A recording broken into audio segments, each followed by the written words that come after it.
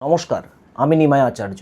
আগামীতে আসছে কৌশিকী অমাবস্যা সেপ্টেম্বর মাসের 10 তারিখে।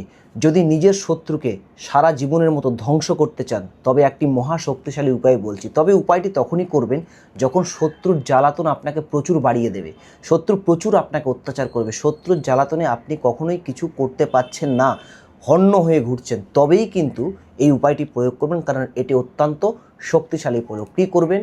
একটি মাটির কাঁচা প্রদীপ তৈরি করবেন। কাঁচা প্রদীপে সর্ষের তেল দিয়ে প্রদীপটিকে জ্বালবেন। কৌশিকী অমাবস্যা যখন লাগবে তখন থেকে শুরু করে যতক্ষণ না ছাড়ছে ততক্ষণের মধ্যে আপনারা উপায়টি করতে পারবেন। প্রদীপটিকে জ্বালিয়ে আসনে বসবেন দক্ষিণ দিকে মুখ করে। তারপর একটি মন্ত্র বলছি, এই মন্ত্রটি 108 বার বলবেন আর একটি শুকনো লঙ্কা ওই আগুনে, প্রদীপের আগুনে পুড়িয়ে দেবেন। মন্ত্র ওম কালী, ওম ক্রিং ক্রিং কাল্যই নমঃ, লাস্টে শত্রুর নাম বলবেন। তারপর এই প্রদীপটিকে বাড়ির দক্ষিণ দিকে মুখ করে জ্বালিয়ে দেবেন শত্রুর নাম করে। সমস্ত শত্রু ধ্বংস হয়ে যাবে। নমস্কার, জয় মাতারা।